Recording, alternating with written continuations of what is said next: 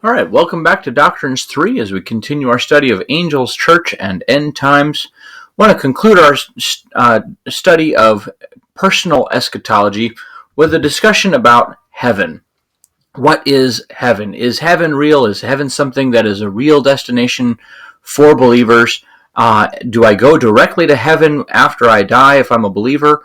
What is that like? And what I'm mostly going to be talking about right now is what's called the intermediate state, not the eternal state. So we're not going to be talking about what we call the New Jerusalem in Revelation 21. We're not talking about the pearly gates or the street of gold or anything like that. We'll talk about those in a later video, because that's what's called the eternal state, or sometimes the New Jerusalem, or the new earth, new heaven and new earth. That's the eternal state. In fact, that is the new earth, not the present heaven. So when I die here on this earth, where do I go as a believer? And the answer is heaven. All Orthodox Christians, theologians agree on the existence of two eternal destinies for all angels and all human beings, either heaven or hell. The word heaven in the Old Testament, the Hebrew word shamayim, means high or lofty, that which is above. And so then the New Testament Greek, uranos, simply means heaven, or probably coming from the root word to cover or to encompass, something that is spread out over the earth. Okay? So simply stated, the word heaven means that which is above.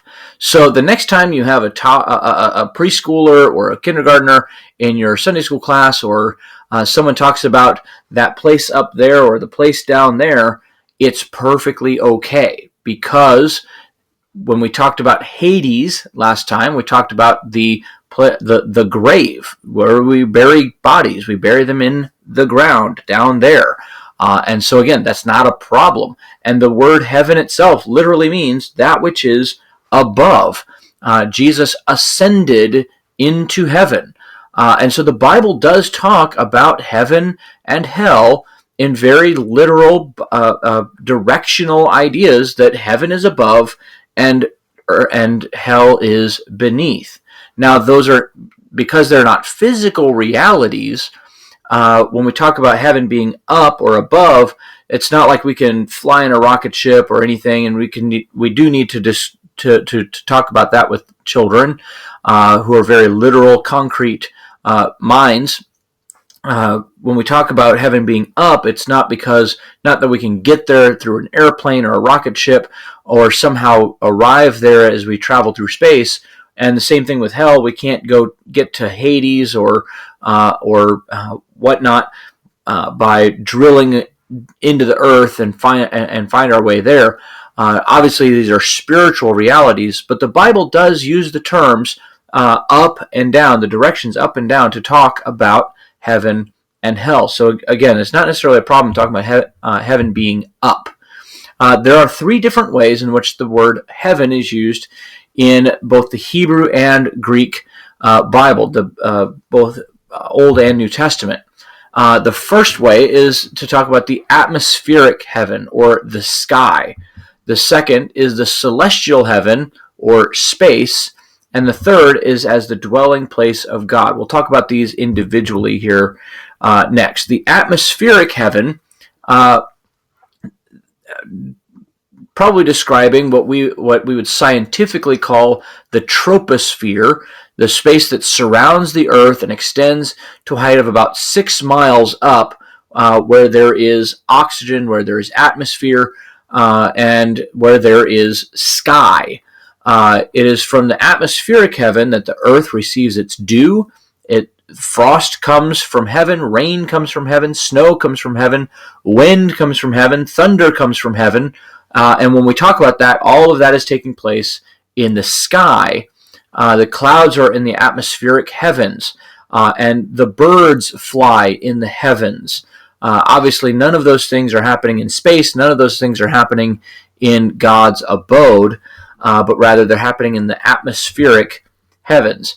Since the necessities for life on earth, dew, rain, snow, wind, all of these things come from heaven, it is a reminder that they are a gracious gift from our God. They come from, literally from heaven, the first idea of heaven, the atmospheric heaven. The second one is the celestial heaven. This is the place above that where you go, you get into space. Heaven, the realm of the sun, the moon, the stars, the planets. All of those things are recognized in Scripture. Now remember, the word planet simply means wandering star. So all of those things are talked about in the Bible as being in heaven, in the heavens. They're in the second heaven, or space. God created, when he created the heavens and the earth, it could be that he's creating his own abode, but most likely his own abode was already existent, because that's where he abides. But instead it says he created the heavens and the earth, all of the known universe, all of space, all of time, and the earth itself. And he says he placed the lights in the heavens. He put the sun, the moon, the stars in the heavens, which is also very interesting because if you think of, an evolutionary idea, this is too advanced scientifically for Moses to have written. Understand that God revealed to Moses that the sun, the moon, and the stars are in the heavens. They're not floating around in the sky. The earth is not the center of the universe in that idea. The third is the dwelling place of God. This is probably what Paul referred to as the third heaven in 2 Corinthians 12. We see John taken up into heaven in Revelation chapter 4. This heaven is a specific place where God dwells as salutation of Jesus' model and prayer indicates, our Father who is in heaven. He's not in space. He's not in the clouds. He's in his own abode. He's in his own dwelling place of heaven. This is not a physical reality. This is a spiritual reality. And when I use the term spiritual reality, understand what I mean, that it's not a physical place, but it is a very literal place. That there is a spiritual realm upon which our own souls exist. There's a spiritual realm in which the angels and the demons exist, and there's a spiritual realm in which God's heavenly home exists. And that is the third heaven. It is in this heaven that God is enthroned. From heaven, God renders judgment. God's blessings come from heaven. All right? From heaven, God looks down upon his people. From heaven, he hears their prayers. He comes down from the heavens. Notice that there's this idea that God is going to condescend to man. He comes down from the heavens to greet us, to be with us. It is also in heaven that God's sovereign plan is established. Okay? Let's talk about who gets to go to heaven. Who's in heaven now? Who gets to go to heaven? In the Old Testament, the believer looked forward to a future reign of Messiah. He did not look forward to going to heaven, but rather looked forward to heaven coming to earth. He looked forward to the Messiah coming to establish his kingdom here on this earth. For the Jews, there were but two ages. There was the present age, and there was the age to come.